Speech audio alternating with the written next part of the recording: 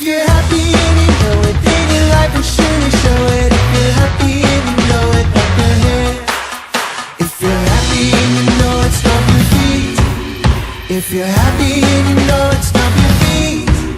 If you're happy and you know it, then your life will surely show it. If you're happy and you know it, stomp your feet. If you're happy and you know it, shout amen. Amen. If you're happy and you know it, shout amen. Amen. If you're happy and you know it, then your life will surely show it. If you're happy and you know it, shout amen. Amen. If you're happy and you know it, 2 or 3. Amen. If you're happy and you know it, 2 or 3. Amen. If you're happy and you know it, then your life will surely show it. If you're happy and you know it, 2 or 3.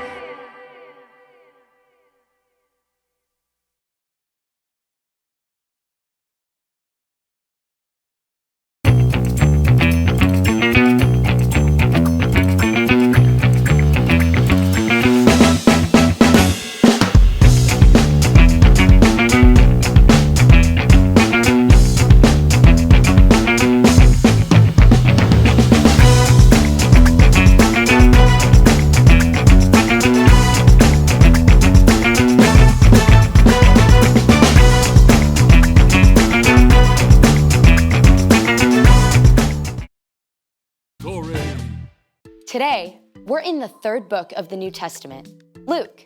But before Luke, in the very beginning, out of a deep, deep love, God made an amazing world. But when people turned away from God, the world was broken. God made a plan to bless the whole world through one group of people, the Israelites. Over hundreds of years, God spoke through prophets about the great rescuer God would send. And at last, God sent a tiny baby to be born in the small town of Bethlehem, God's very own son, Jesus. When Jesus grew up, he was baptized in the Jordan River. God spoke from heaven, "This is my son, and I love him. I'm very pleased with him." Which is where our story starts. Take it away. Hey, Erica. Hey, everyone! So, Jesus was about 30 years old at this time. After years of studying God's words and quietly working as a carpenter, now Jesus was revealed to the watching crowds as God's son. It must have seemed like the perfect time for him to start teaching and doing miracles and gathering followers, but that isn't what happened. Instead, God's Spirit led Jesus away from the crowds and towns and into the desert. For 40 long days, Jesus spent time with God, preparing for what God would have him do next. During this time, Jesus ate nothing. He focused on God as the one thing he needed above all else. But he wasn't alone. Not quite, because the devil showed up to distract him. You must be so hungry. Surely God wouldn't mind if you had just a little snack. Jesus was God's son, but he was also fully human too. And as the 40 days passed, he became desperately hungry. The devil refused to leave Jesus alone, needling and tempting him at every opportunity. At the end of the 40 days, he offered Jesus a large, smooth stone. If you really are the Son of God, tell this stone to become bread. It must have been so easy for Jesus to imagine that rock as a crusty, warm loaf.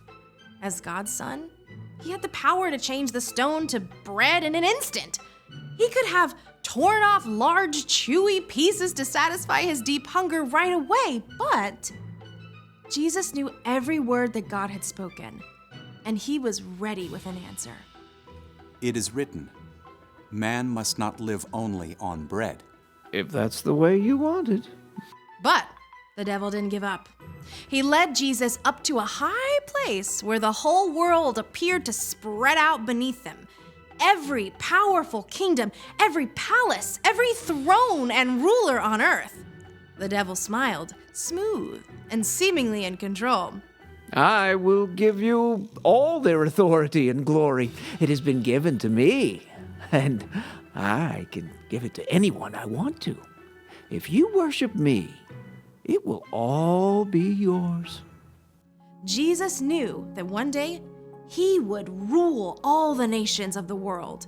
He had come as God's rescuer, but to take this easy way the devil offered would destroy God's plan. Once again, Jesus spoke God's words. It is written, worship the Lord your God. He is the only one you should serve. The devil was seething. He couldn't tempt Jesus into taking the easy road, but he had one final shot to try. The devil led Jesus to the city of Jerusalem. They stood on the very highest point of the temple itself. The worshipers below seemed small as ants. If you are the Son of God, throw yourself down from here. It is written, the Lord will command his angels to take good care of you. They will lift you up in their hands. Then you won't trip over a stone. The devil wanted to trap Jesus, to make him panic.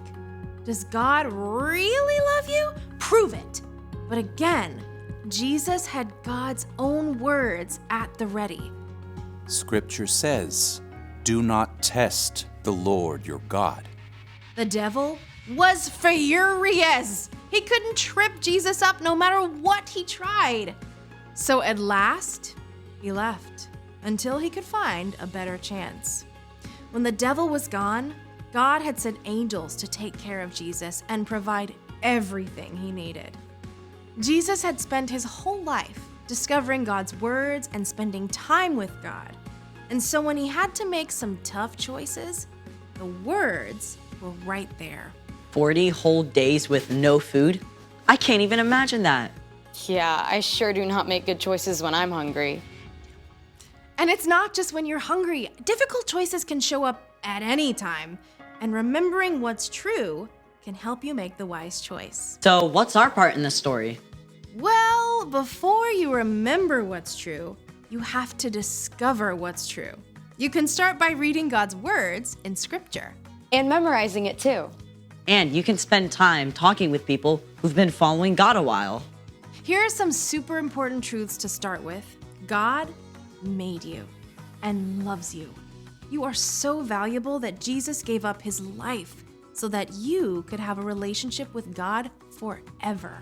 God always hears you when you pray and is acting to provide what you need, even if it's not in the way you expect. And you can know the most important thing is to love God and love others.